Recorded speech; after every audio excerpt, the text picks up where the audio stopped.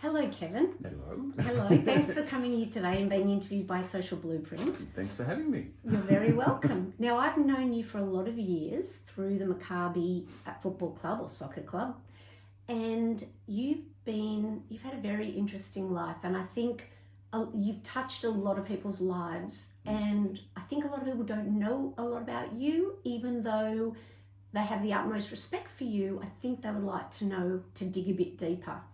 So, no pressure. So, since I've known you, you've actually encountered two life-changing events. Mm-hmm. One was your adoption, and even though I didn't know you when you were adopted, but you found out some interesting things about your adoption, and also the death of your beautiful son, Reagan, and how that has impacted your life. So can you please tell us a bit about yourself before we begin? Well, my name's Kevin Milstein. I guess I'm 60 years old. I've been, born and bred in Melbourne. We'll get onto that soon. But grew up literally around the corner from here in Inkerman Road. Went to Yavna for primary school, Scopus for secondary school, and then went into probably, like I guess a lot of people in my generation did, the old IDB, which is in Daddy's business for a while. Never heard of that. Okay, that's great. And then married, had kids, divorced like almost everyone does, I guess, these days. More children, more grandchildren, etc., etc. I suppose just had had a lot to do with community work, as you're going to touch on, obviously, and I think that comes a lot out of probably the upbringing, which we'll go on to soon, I suppose. Yes. So tell us about, when did you recognise it? When did you discover you were adopted? I was about 11 years old or so, where I was actually, my best friend at school came up to me and said, "I didn't know you were adopted," and said, "What? What are you talking about?" However, I do go back a step. My parents, as later discovered, my parents adopted me when they were about, 50 years old or so. Yes. So they were always about the same age as my friends' grandparents. Okay, they were Holocaust survivors, came out and did, the adoption back then, 1962, okay? Yes. And so I always thought, wow, how come my parents are always so much older than everybody else's parents? My friend came along and said, "I didn't know you were adopted." I went back to my parents and I said, "What's this about me being adopted?" And they go, No, it's not true, not true, not true. At that point right there, I thought, yeah, it's true. Right, you can tell. Straight away.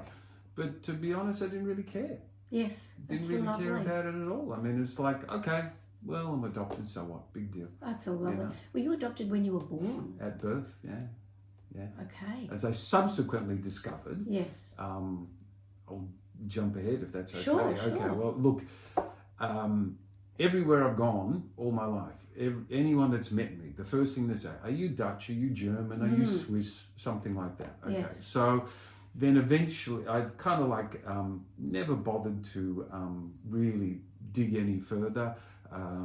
My first wife sort of encouraged me to do it, and I didn't do anything. My second wife encouraged me, and I didn't do anything. It was only much later on that when all of these online DNA tests came available.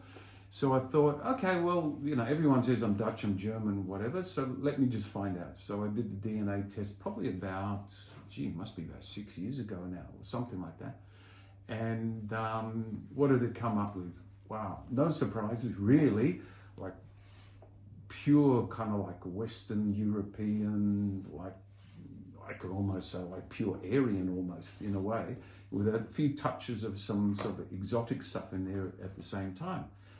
And I kind of looked at it and said, okay, well, that's what it is. And if anyone's done any of these DNA tests, they try and connect you up to family members. Yes.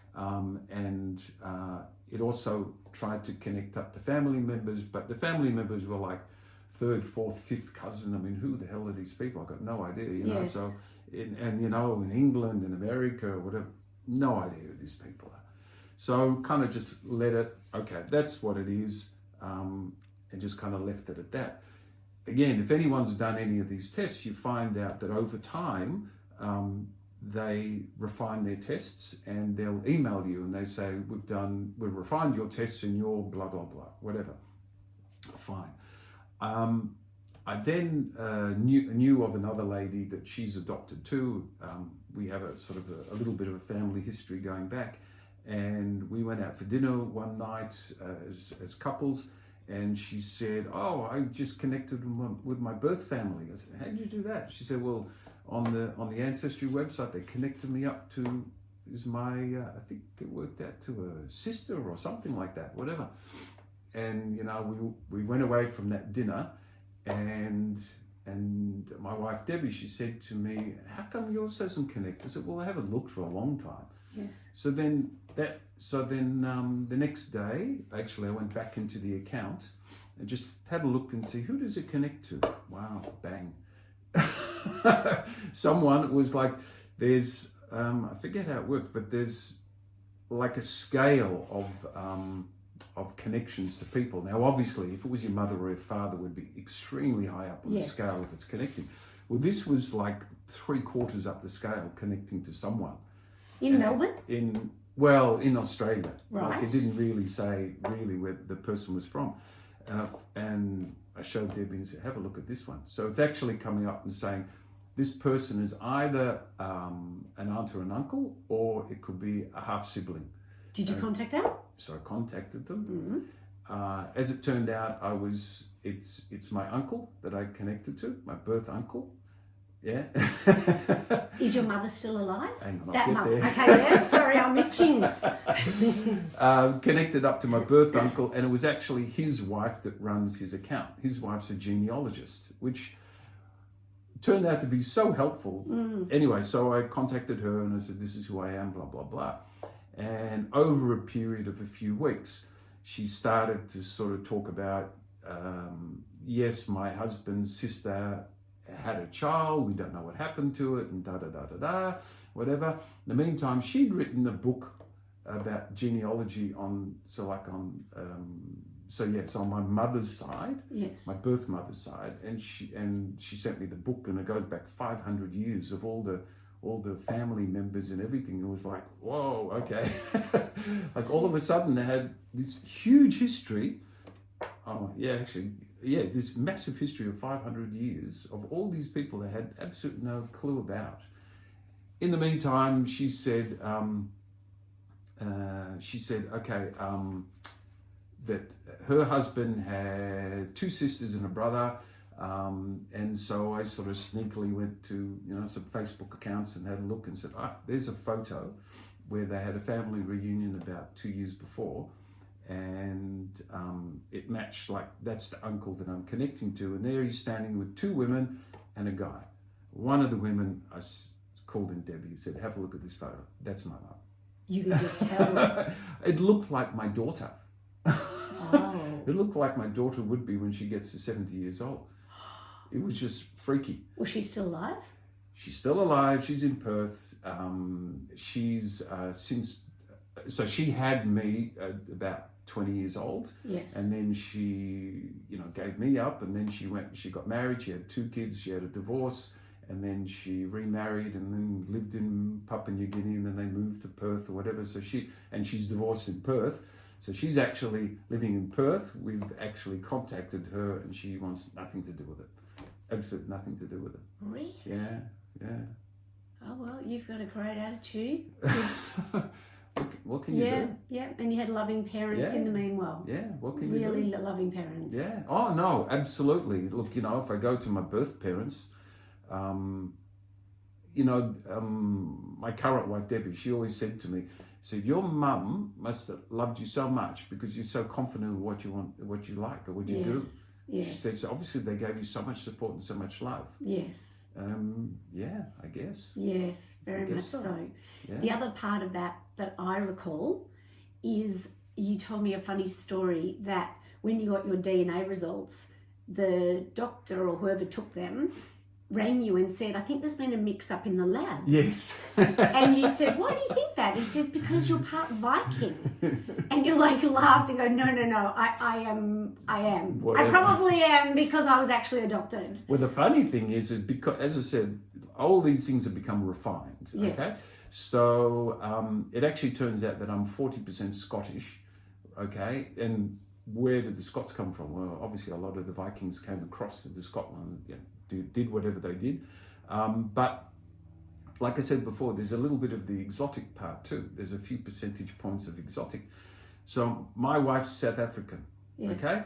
So then when I went back and had a look at the history, that 500-year history I was talking about, so I discovered that one of my great-grandmothers is a coloured woman from South Africa.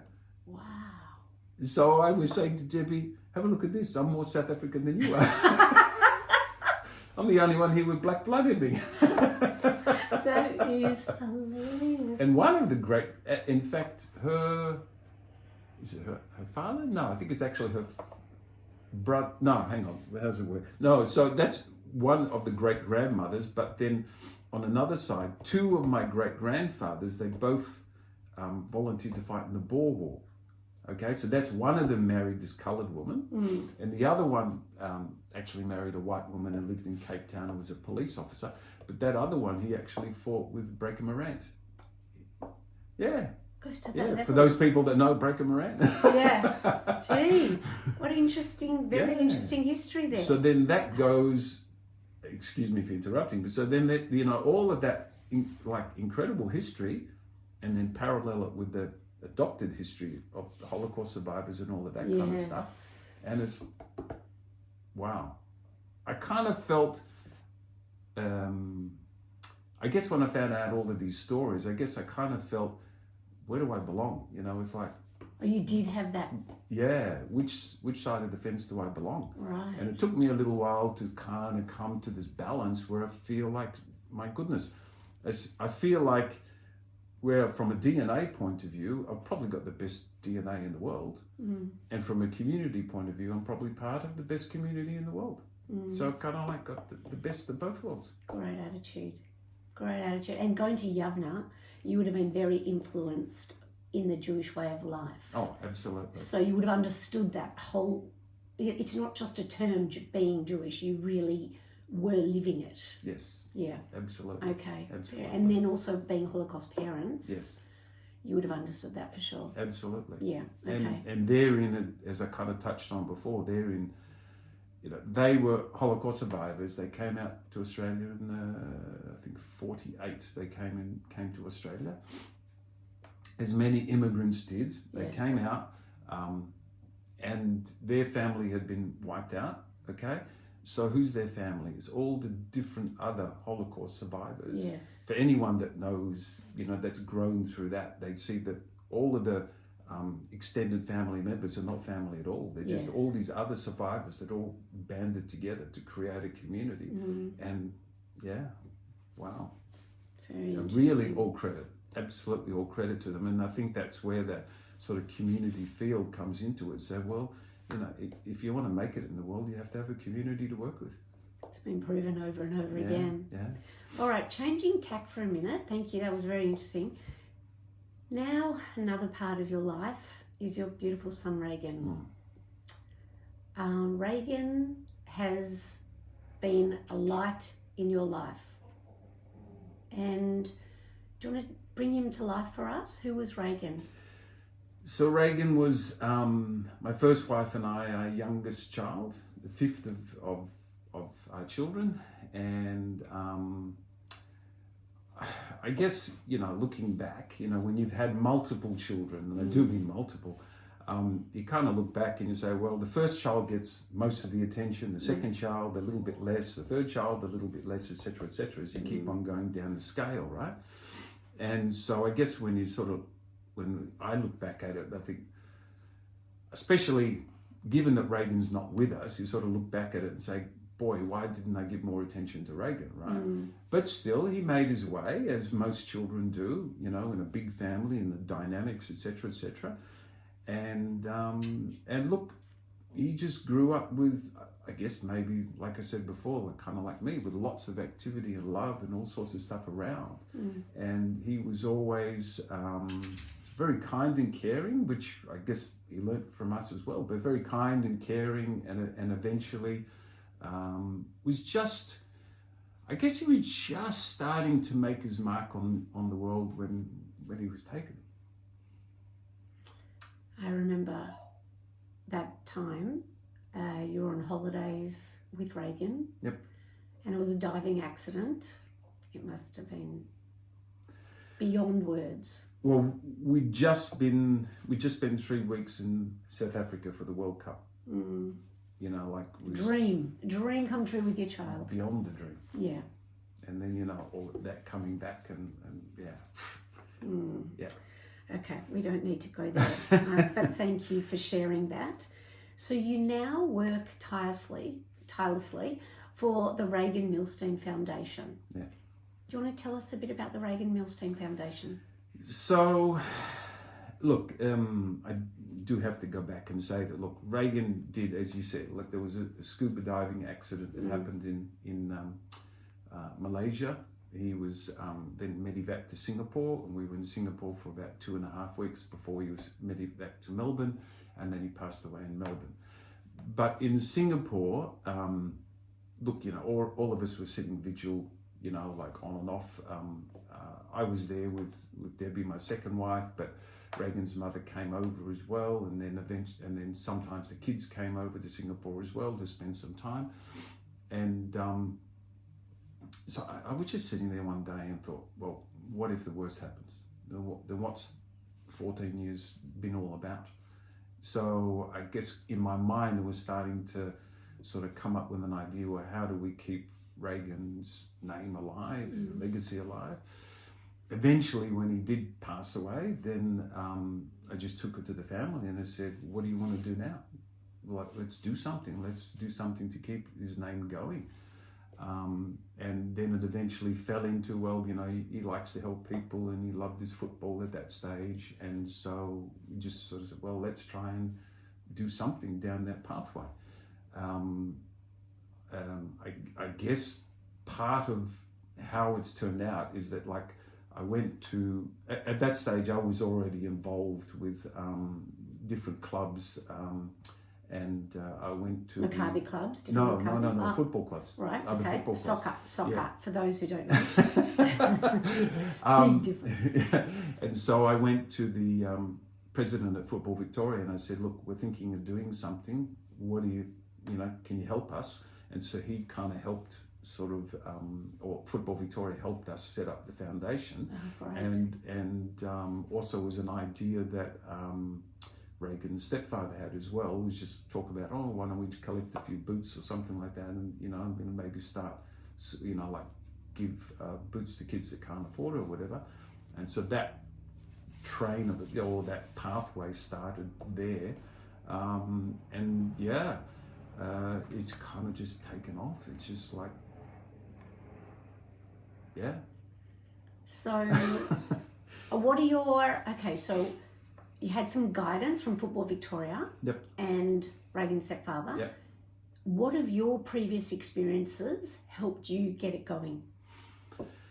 Like I said, I guess I was already in the football world anyway, and kind of like, so I kind of had an understanding. But you were volunteering in the football world, Yeah, or you were yeah. just interested? no, volunteering. Okay, yeah, right. Yeah, it was before Maccabi. I was another, kind of like another club, and but also I have to say that I was. At some point along the line, I was kind of like, you know, when the kids come to play at the club, you help out the team, you know, help out the coach, and then you become a team manager, and all of that kind of stuff. Yes. And other clubs as well. So I guess I was already down that pathway anyway. But yeah, I get you. Look, I mean, it doesn't take much to see that. I guess the interesting thing is having just come from South Africa, right? And you see what goes on in countries that don't have. Yes. And then you see what goes in countries like Australia that do have. Yes. And you go, well, why can't we help them? Yes. You know, and so I guess that kind of like cemented some of the relationship and cemented what we were actually going to do with the foundation. So that gave you the impetus to go overseas as well, having experienced. Yeah. I think the first time we collected boots and we gave it to anyone was Aboriginal communities. Oh, it's lovely. But then it just what actually come to think of it, the thing that really made it explode was a friend of mine came to me and said, the Israeli government's doing things in the South Pacific. Would you like to help them by, donating sporting gear to them? And I said, sure, why not? So the first place we went to is Tonga. Tonga's past New Zealand. Yes. It's actually the Israeli government that paid for everything to go across. Whatever. I went over, we did a presentation, etc. And so from Tonga, then it moved to, I think, Samoa, then it went to Vanuatu, whatever. So then it just started to spread like that and just started to just grow and grow and grow and spread. So I have to say, probably about 30 countries we've been to. Incredible. Yeah. Incredible. Yeah. And majority of your boots that you get to give away, are they just people from clubs all over? Where do people go to drop their boots? Look, it's now 12 years that we've been going. So, obviously the name, the reputation's already out there. So I'm getting contacts from everywhere, from all over Australia. I mean, right now there's stuff coming in from Townsville, from, a club in Townsville. There might be stuff just coming in from a club in Brighton or whatever. I'll come home and there'll be a bag over the fence with 2 pairs of boots in it, that sort of stuff. Lovely. So it just happens all over the place. So it's not just boots, but there's uniforms, there's all sorts of different things. But then it's a matter of connecting the dots. Right at this point in time, I can tell you that we're now working on our biggest shipment. We're part of sending 2 containers loads of goods to Papua New Guinea. How did that come about? Yes. I have about probably about 3 pallets of gear that we've sort of been stocking up at the moment, ready to get going to somewhere. And then I get a contact from, Football Victoria. They had a phone call from a guy that's here from Papua New Guinea. Have you got any uniforms to give away? So of course they pass it to me. I start talking to the guy, find out that he's in Melbourne because his kids live in Melbourne, but he lives in Papua New Guinea and he wants to do stuff in his community. And then along the way, people that I work with at Sportsmart, they're telling me, oh, we've got all this gear we need to get rid of. Can you help us get rid of it? How much stuff have you got? Oh, about 17 pallets worth of gear. They go, what? So anyway, I meet this guy that's the Papua New Guinean guy. And I took him to my store or storage area and say, is this the kind of stuff you're looking for? Oh, yeah. Or would you like a couple of boxes or, what do you want to do? No, I'll take everything. I said, what? What do you mean take everything? Well, you can take your suitcase back. He said, no, we'll arrange for it to go in a container and no. Okay, how much more do you want to take? Because I can fill up a whole container for you with sports gear. He said, great. So then it's gone down that pathway. So we'll eventually do that. Then got connected to an old schoolmate of mine, who does schoolwear. Yes. Because someone connected me because this guy had stuff to get rid of. Told this guy from PNG, I said, there's like 100 boxes of school uniforms there. Would you like that? Yeah, I'll take that too. So it's like... Shows the need, but that's lovely. If you can get free freight to get it around the world. Yeah, freight is always, that's another issue, but freight is always the big problem. But because of these incredible people that I've met along this journey, right? Actually getting the freight out. There's one guy that deals in air freight and another one that deals in sea freight. And both of them give me cut rates, just basic costs, whatever it is. No fat on it, anything, whatever. Yes. So that we're able to get this stuff over to communities, at just basic costs. Yes. So that's part of connecting the dots. So I'm arranging for this guy from PNG to fill up these 2 containers. He can drop it off to his community over there in PNG. And he was telling me what they'll do is they'll drop off the stuff, not literally, but almost like on the beach, you know, and then just get the community members to come in and just start taking it out. You can. That's how he'll distribute it on the beach. Well, I don't think it's literally on the beach. Yes, that's amazing. But it's kind of like that. Have you got a regular GoFundMe or a donation page set up to help cost of freight? Yeah, look, what we've done, we've got the website, which is www.rmf.world. Okay. rmf.world. rmf.world. .com.au? No, just rmf.world. .world. Yeah. Thank you. rmf.world, everyone. Yes. So people donate through there, but often what I'm doing is I'm working with football associations across the world, and so I'll just say, listen, you've got to contribute to the freight, and so we'll do it that way. And I'm working at the moment. There's been a change of government, as we know, a federal government, and we do know that Penny Wong's been running around the Pacific trying to whatever. I'm not going to go into the politics of it. And so I've gone to the Labor member and I've said, why aren't you paying me to do this stuff? Because I'm going to all the places that you're going, and so that's the next step. Fantastic. In terms of what, distributing? Well, basically the work that we're doing in the Pacific is the work that they're trying to do. Like they're trying to build relationships, and that's what we're doing. So I'm just saying you should help fund what we're doing to help you. Yes. And so, we're going to talk about that. Very interesting. Yeah. Stay tuned, it sounds like. Stay tuned. Okay, wonderful. Now, you mentioned that you've met some incredible people on this journey. Oh, yeah. Can you just tell us about a few of those? It's people, look, I say that, you know, obviously we'd rather have Reagan here. Of course. Okay?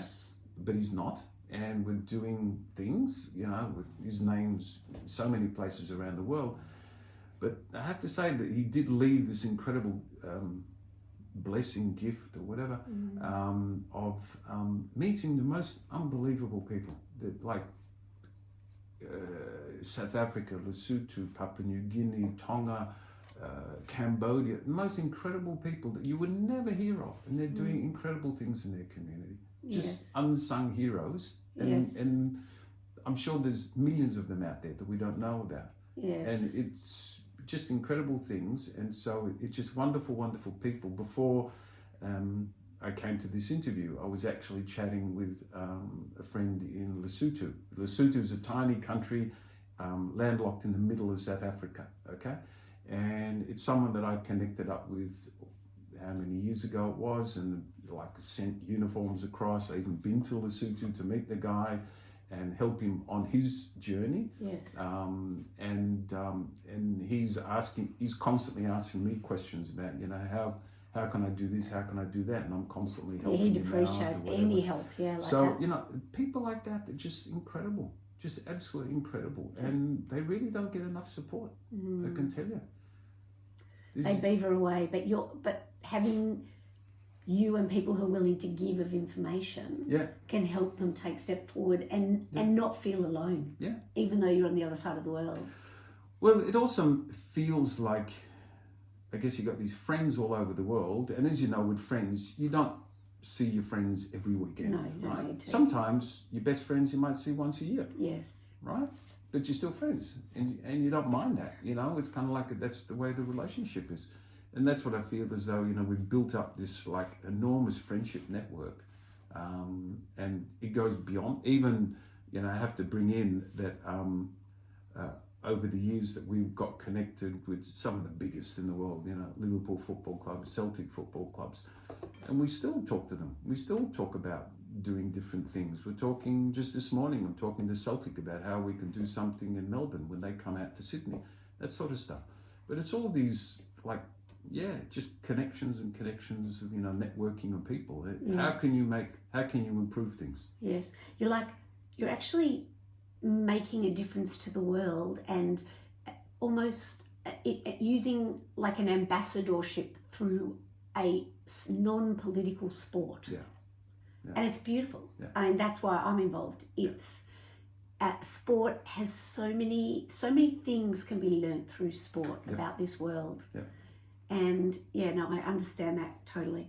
All right, now another part of soccer, I'll call it, is I know that you get a spring in your step when you talk about walking football. Now, I'm sure most people listening to this have never heard of walking football, despite the fact that it is the fastest growing sport in the world. Kevin, can you share a bit of why you get so excited when you're talking about walking football? Look, it's about 6 years ago that I first saw walking football in the northern suburbs in Melbourne. So to explain, what is walking football? First of all, we're talking soccer. Yes. Okay, we're talking on a small field, and we're talking about for the over 50s. Sometimes it's much more than 50, but basically bringing the game down to a walking pace so that everyone else can get involved with it. And there's modified rules to make it safer for older people. So I saw it about 6 years ago in the northern suburbs of Melbourne, thinking, I'm going to bring this to Caulfield at some point. And I'm not quite sure how I'm going to do it. Then a couple of years later, the synthetic ground at the back of the Caulfield Park Bowls Club that became available. I made some inquiries about it, and I thought, right, this is how we're going to start it. We're going to do it here. So then put out the word. Then, being president of the club helped that I was able to put out the word that this is what we're going to do. I think about 5 guys turned up or something like that. And from a core of 6 people, we're now well over 20 people, which doesn't sound like a huge amount, but we've only got 1 court, right? And so there's only so much that we can do. And thank goodness, being older people, they're sometimes involved with their kids and blah, blah, blah, but we're always having games every week. So it's without a doubt, there's the exercise part of it, being outside in the fresh air. We play twice a week on every Tuesday and Thursday morning. There's the exercise part of it, of course, but it's just the camaraderie. It's just the friendship that you make through that. I've met guys now that used to play in the club 50 years ago, right? Male and females playing? And we don't have enough females. We've only got 2 females. Okay. In fact, one of them I can say is the oldest member of the club, and I'm talking about the whole club. So can I ask how old she is? 84. Wow, legend. Yeah. Okay. So now, gives me hope. So when I go out and I say, hey, listen, McCubby's proudly says we've got members from 4 to 84, I need that quite seriously. Yes. So I'm often encouraging you, saying, you love this walking football. Why don't we do more of it? Why don't we get more teams, more and more? Because I'm sure there's a need, even on a social level and a physical level. And you're like, it's too much. There's so much, like, on my head, I'm up to here, which I understand because I know what you do. But so what you really need is somebody to assist you, do you, for the walking football, and then you get more teams involved because the field is there Monday to Friday during the day. Yes. The field is actually sitting there, isn't it? Yes, empty. Okay. Yeah. So that's... So like I said, I'm doing the Tuesday, Thursday. So Yes. like if somebody came along and said, I'll do Monday, Wednesday, that sort of thing. Or do you Wednesday, play against Friday. other teams? No, we just play with ourselves at the moment. Okay. But we were involved with tournaments and just involved in different. We've had.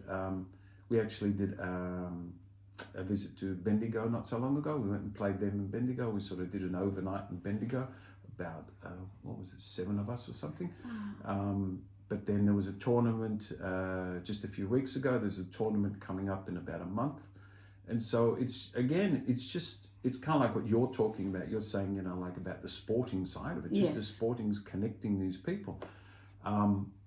As you rightly said, like it's the fastest growing sport in the world. There's 60,000 members just in the UK, okay, doing walking football. They're all ex-footballers. The culture is obviously all football over there, and so they're all ex-footballers or ex-supporters. Yes. They're running competitions within England. So like there's leagues, there's actually walking football leagues. So that's potential here. There is that potential, and that's what they're looking at doing. But also there's European Cups, there's World Cups in walking football, all of that kind of stuff. Yeah. And with an ageing population. Perfect. Yeah. But I can say the game part is so important, but the most important part is that cup of coffee after. Yes. and where people just sit around and really talk crap, for half an hour or so. But so what? It's bonding, it's health, it's community. Yeah. So that brings me to the next question, and that is, what does the Jewish community mean to you? It's an interesting question given my background, right? Yes. Okay, and I guess I'm able to come at it from an outside and an inside at the same time. It's kind of like, look at it from, like a non-genetic Jewish point of view and from a Jewish member point of view, I suppose. Yes. Look, I think I touched on it before. It's a wonderful community. It's a wonderful, warm, loving community. However, like every lovely, warm, committed family, it has its problems. It can be a bit too incestuous sometimes, a bit too inward looking without being outward looking. And I think that's kind of like where I come across with the football side of it, is more about, we need to be out there more. Yes. We need to be connecting with other people more. I actually see that, I'll bring it back to the walking football, because half of us are Jewish and half of us are not, right? And I think it's the best advertisement you can have for the Jewish community, is to be connecting with the non-Jewish people and playing with them, right? And making friends that way. To me, that's the best connections that you can make. Yes. And that kind of like, I guess in a way, it's sort of like better security, and I don't mean that in a physical sense, but better security for for the Jewish community, that it's able to make those connections. Yes. The funny thing is, like I said, as I explained, DNA-wise, there's not a drop of Jewish blood in me. Nothing. In fact, I've got Italian friends that have more Jewish blood in them than I do, okay? But the funny thing is, you get on a bus, walk into a restaurant, you go somewhere, sitting at an airport, whatever, and you'll gravitate to a couple for some reason. And you find out they're the only other Jewish couple in the whole place. Yeah. Isn't that interesting? It's weird. And really you would weird. never have experienced that had you not No. Oh, yeah, that's adopted. right. Yeah. But it's exactly. It's hard to explain in words, Exactly. isn't it? In fact, the funny thing is, come to think of it, it's like, I look at my birth family, because I see them a little bit on Facebook and what they're doing and that sort of stuff. And it's kind of like, I feel sorry for them. It's like that they don't have the sorts of connections that I do in my adopted family. Yes. It's very interesting. I did karate for a number of years, and one of the things that I learned through karate is your greatest strength is also your greatest weakness. Okay, so even though you've got very, very, very, very strong commitments within the Jewish community, that can also be a weakness too, that you're not looking outward as well. It's a very good point. Yes, and you also need to look outwards to appreciate what you have. Exactly. Because otherwise you take it for granted and you think everyone is the same, and you start comparing yourself, and that is pointless. Hey, we know that. I know, you and I were on the same page. We know that because we've got kids through the club that are going to play other kids in wherever, Dandenong, Cranbourne, whatever, and they come back with these horror stories. My God, they're all so much bigger than us, and they're so much... We've got Jewish genes, darling, we're little. Yes. All right, look, I better end it there. But Kevin, thank you so much for coming in today. Thank you. To be interviewed by the Social Blueprint. And everyone, if you have enjoyed this, please share Kevin's interview with your friends.